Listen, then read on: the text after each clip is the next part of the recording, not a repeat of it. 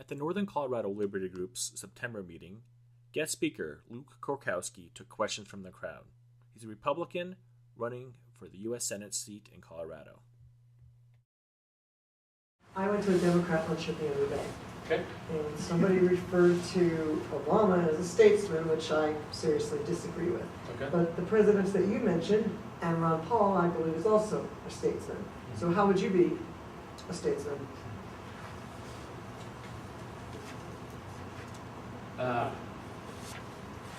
This is dangerous ground. I cannot, as soon as a politician tells you he is a statesman, grab your wallet and run, right? So, what would you do so that, let me tell you what I believe. 10 years or 50 years, what would you like us to see, I guess? How's that? Integrity. If I said I was going to do something, I did it. Or I gave you a great reason why I didn't do it. Now remember, we don't want people who believe one thing and never, ever, ever change for any reason whatsoever. That's not what people are about. That's not what we should be about. We want someone who's going to do what's right. So if he's wrong on something that he believes in first, we want him to be persuadable. And I believe I'm persuadable at the same time I'm firm in what I believe. I believe in freedom. I believe in the Constitution. Meaning, when I say I believe in the Constitution, I don't mean it's perfect. What I mean is, it is our supreme law of the land, and I can't do anything as a legislator that is not constitutional.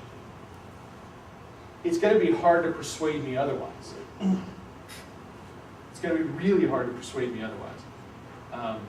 So I would hope in 10 to 15 years, people would talk about me the way they talk about Ron Paul. At least the people who like Ron Paul.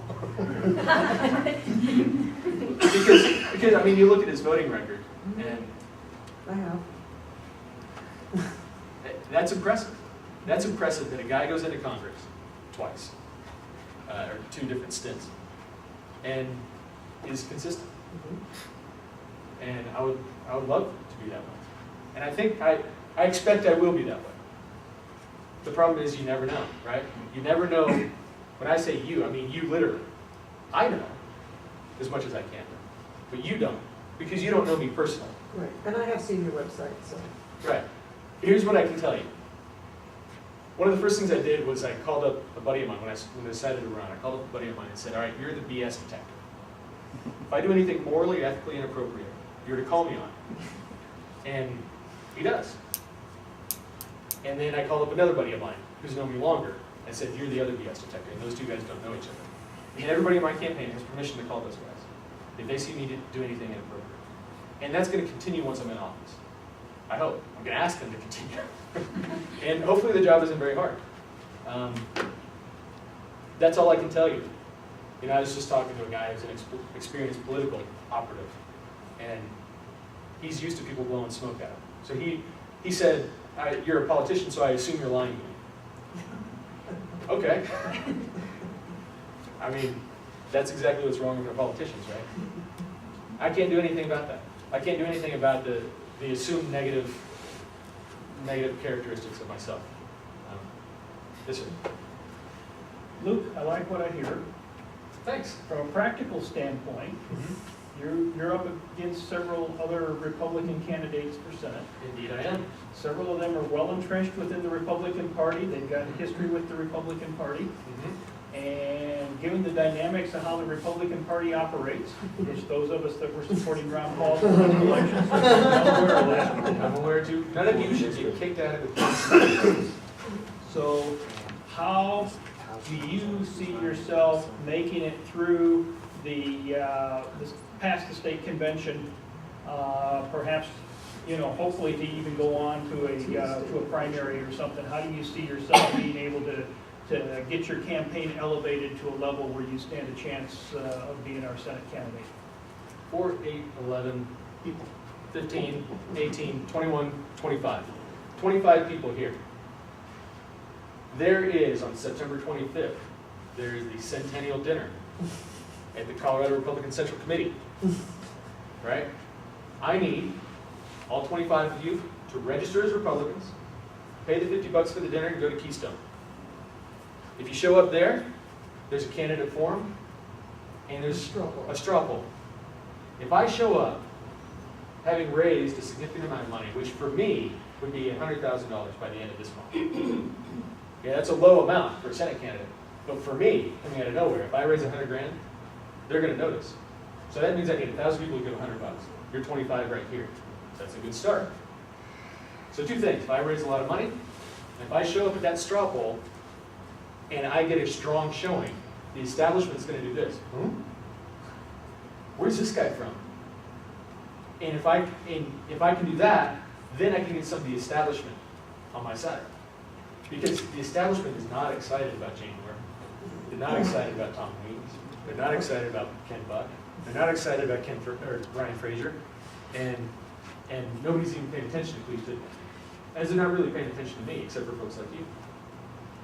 So that's how I win it. People keep asking me, how are you going to win? Especially the experienced political people. Well, it starts with you. If you support, then I can win. Why do I need money? Here's why politicians are always sucking around for money. You tell me 3 minutes? Okay. Here's what my expenses are. I have a lawyer, an election lawyer, just paid him $1,300 this month. I have a campaign manager that's not working for free. I have to pay an accountant.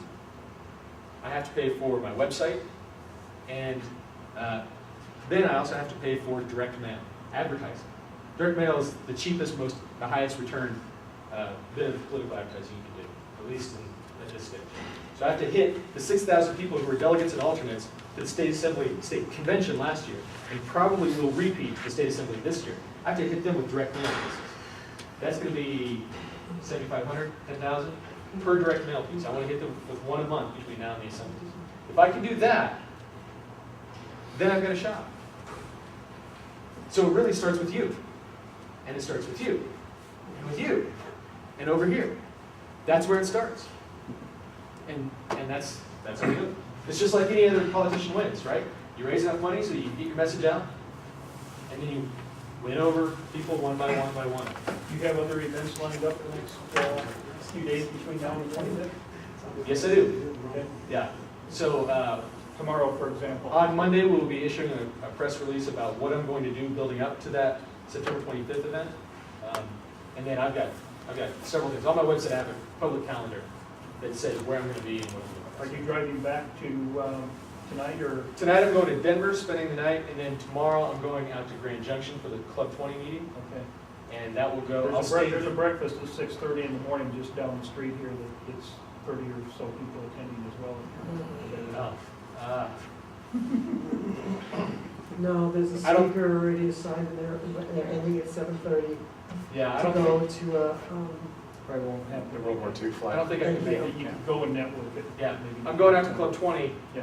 Okay. You know, I'm a Western Slope guy. Club 20 is a big deal That's out a there, big deal. right? And then I'm leaving Club 20 at 10 on Saturday to go to Elbert County GOP picnic at 4. I'll be speaking. So I'm driving 1,000 miles a week. You forgot to put that in your expenses. My campaign's not paying for it yet. That's all out of pocket. I've already dropped 10 grand in my campaign, and I don't have the money for it. It's just that important. All right, well, let's give Luke a big hand for coming here.